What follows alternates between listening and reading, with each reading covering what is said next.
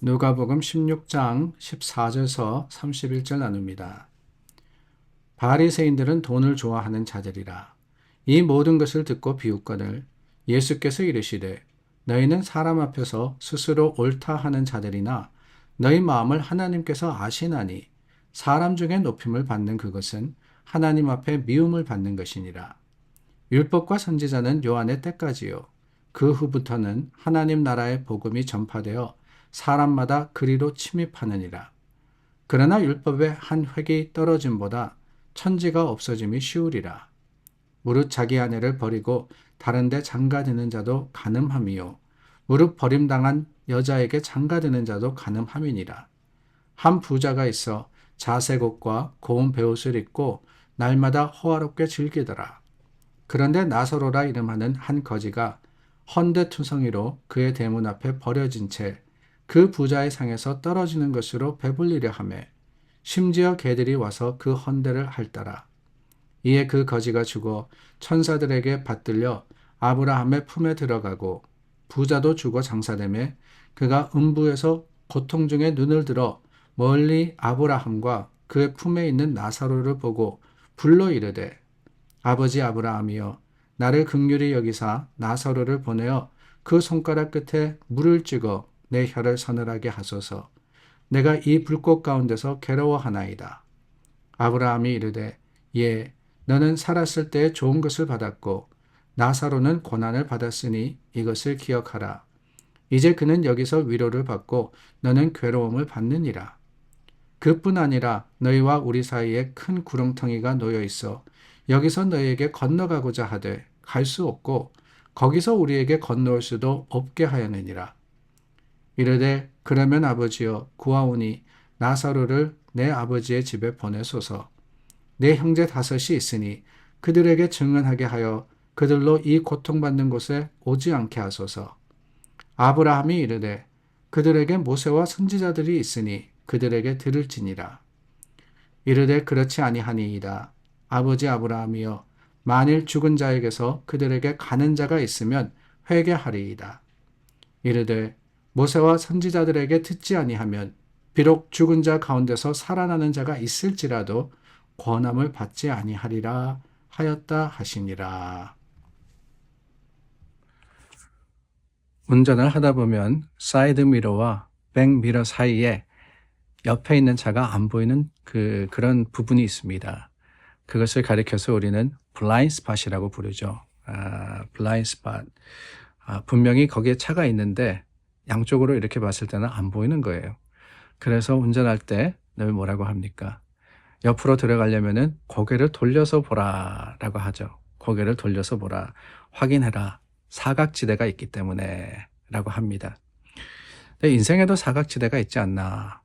우리 신앙에도 그런 부분이 있지 않나라는 생각이 듭니다. 바로 신앙의 사각지대는 천국과 지옥입니다. 주의하지 않으면 보지 못하는, 잊어버리는 그런 부분이 바로 천국과 지옥. 분명히 하나님께서는 천국과 지옥이 있다라고 하셨음에도 우리가 바삐 살아가다 보니까 또한 열심히 신앙생활 하다 보니까 깜빡 잊어버리다가 후회할 그때가 있을 수 있다라고 하는 거예요. 오늘 저희가 나누었던 이 부자와 나사로의 이야기가 바로 그런 교훈이 아닌가라는 생각이 듭니다. 이 부자가 기회를 잃어버렸지 않습니까? 자신이 가진 것, 자신이 가진 그것들을 누리며 살아가면서 깜빡 잊어버리고 살아간 것이 있었는데 그 첫 번째는 다른 것이 아닙니다. 회개하여서 구원받을 그럴 기회를 놓쳐버렸습니다. 30절 말씀을 보니까 죽은 자에게서 저희에게 가는 자가 있으면 회개하리이다 라고 했어요. 회개하리이다.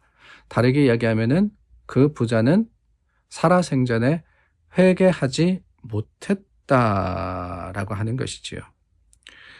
구원을 얻을 그 기회를 완전히 잃어버렸는데 그것이 왜 그러느냐? 다름이 아닙니다. 천국과 지옥을 부정하기 때문에, 아니 부정하는 것만이 아니라 잊어버리고 살아가기 때문에 그렇다는 거예요. 오늘이 기회이다 무슨 기회냐? 말씀대로 살 기회만이 아니라 우리 가운데 있는 죄를 회개하고 주님의 주시는 새로움으로 덧입을 수 있는 기회다라는 사실을 깨닫는다면은 너무 늦기 전에 우리가 늘 주님 앞에 바른 모습으로 살아가도록 애쓰지 않겠습니까? 그런데 그러지 못했어요. 부자는 그 기회를 놓쳐버렸습니다. 그래서 깨닫게 하려고 누구를 보내어서 내 형제들로 회개하게 해달라라고 했지만 그들도 삶에 바쁘고 삶에 분주하여서 그러지 못할 것이다 라고 말씀을 들을 수밖에 없었던 것이지요. 뿐만이 아닙니다. 이 부자는 기도할 기회를 또한 놓쳤습니다. 비로소 지옥에 떨어진 후에야 다급한 마음에 기도하기 시작했죠. 세상에 거할 때 모든 것이 풍족하고 부족함이 없었기 때문에 어쩌면은 기도할 필요도 없지 않았을까. 우리가 기도라고 하면은 늘 그런 생각을 하죠. 어렵고 힘든 문제가 있으면 기도한다라고 말입니다. 그게 없었으니까 부자가 기도할 필요도, 기도할 이유도 느끼지 못했다라는 생각을 할 수 있습니다. 그러나 여러분, 기도라는 것은 그저 문제가 있을 때 어려움 앞에서만 하는 게 아니지 않습니까? 그냥 급하게 항상 뒤치다꺼리 하는 게 기도가 아닙니다. 그렇잖아요. 우리 기도는 항상 어떠하냐? 문제를 뒤쫓아가더라는 거죠. 문제가 생기면 그때 기도하고 어려움이 있으면 그때 기도하고 어떤 내가 필요한 것이 있으면 그때 기도하고 그래서 뭐든지 이 문제와 어려움이 먼저 생기면 그때서야 기도하는데 사실 기도라는 것은 선제되어야 되는 겁니다. 우리가 기도할 때 어떤 아픔이 오더라도 어떤 문제가 생기더라도 어떤 어려움 가운데 빠지더라도 우리는 그 기도의 힘과 능력으로서 이길 수 있고 또한 그것으로서 참 하나님의 주시는 약속과 그 풍성한 자랑을 붙들 수 있는 겁니다. 그러므로 기도할 때가 언제입니까? 기도할 때는 지금이에요. 오늘입니다. 여러분, 내가 기도할 때 그때가 되면 하겠지. 이게 아니에요. 자꾸 미루다 보면은 어디까지 가느냐. 아니, 주님 오셔가지고 우리를 심판하시는데 그때서야 비로소 나 기도합니다. 하나님 이렇게 해주세요. 저렇게 해주세요. 아무 소용이 없을 거예요. 그러므로 오늘 우리가 주님 앞에 구하고 오늘 우리가 주님 앞에 드릴 때 그 기도를 인해서 하나님께서 들으시고 또한 우리의 힘과 능력이 되어 주실 것을 확신하는 저와 여러분들이 되기를 바랍니다. 그래서 기도는 항상 하는 거예요. 항상. 오늘 여러분 삶에 아무런 문제가 없다고 자만하지 마시기를 바랍니다. 아무런 문제가 없다면은 아무런 문제가 없도록 기도하시기를 바라요. 아니, 여러 가지 어려움들이 있다면 그것으로 인해도 기도하시기를 바랍니다. 그럴 때 하나님께서 그 기도의 힘과 능력이 되어 주실 것을 확신하며 오늘을 담대하게 사는 저와 여러분들이 될 수 있기를 바랍니다. 그리고 또 부자가 잊어버린 것이 하나 있죠. 다름이 아닙니다. 전도해야 하는 사명을 잊어버렸고 그 기회를 잃어버렸습니다. 아직 자신을 쫓아오지 않는 5 형제를 기억했습니다. 그들도 자기처럼 구원받지 못하고 지옥에 떨어질 운명이라는 것을 생각해냈습니다. 사랑하는 가족이기 때문에 자기가 있는 그곳에 오게 할 수가 없다라는 생각을 했어요. 그러나 자기가 직접 가서 그들을 돌이킬 수 없었기 때문에 그들의 마음을 바꿀 수 없었기 때문에 나사로를 보내서 경고해달라라고 했습니다. 그러나 여러분, 그 전도할 기회가 그에게 남아있지 않았습니다. 아무리 사정을 해도 모세와 선지자들이 있으니까 그들에게 들으면 된다라고 대답하시는 말씀을 듣게 되었습니다. 너무나도 안타까운 일 아닙니까? 말씀이 없었다라는 것은 아닙니다. 있었습니다. 있었음에도 불구하고 듣지 않았어요. 왜 그러느냐? 당연히 있을 것이라고 착각했기 때문에 그런 거예요. 언젠가 내가 들을 수 있는 기회가 있겠지. 언젠가 그대로 살게 되겠지. 때가 되면 할 수 있겠지. 그래서 늘 우리가 신앙생활하면서 제일 많이 듣는 말이 뭐냐. 그때가 되면, 내가 더 드릴 수 있으면, 내가 준비가 되면, 그런 말이거든요. 그런데 여러분 기억하시기를 바랍니다.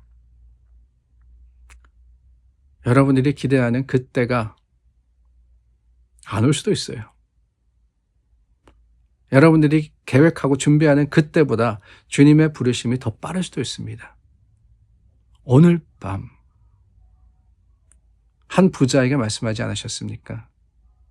내가 너를 데리고 가면 어떡할 거냐. 그러므로 여러분, 우리는 미리미리 지금 이 시간이 주님이 내게 주신 기회인 줄 알아서 하나님의 말씀과 그 뜻을 따라 행하는 자들이 되기를 바라고, 그것으로서 준비된 삶, 어느 순간이 그때가 된다 할지라도 준비된 모습으로 우리 주님 앞에 설 수 있는 그런 저와 여러분들이 되기를 바랍니다. 기도하겠습니다. 참 좋으신 하나님, 하나님의 때를 준비하며 살아가는 자들이 되게 하여 주시옵소서. 그것이 지혜가 되고 그것이 능력이 되어서 하나님 부르시는 날 기쁨과 감사로서 주님 앞에 서는 믿음의 사람 되기를 간절히 바라올 때 예수님의 이름으로 기도드립니다. 아멘. 오늘도 우리 주님 앞에 섰습니다. 이제 사순절에 이 반절을 지나서 나머지 반을 살아가게 되는데 믿음과 소망으로 주님 앞에 나아가는 저와 여러분 되기를 바랍니다. 우리 함께 기도하겠습니다.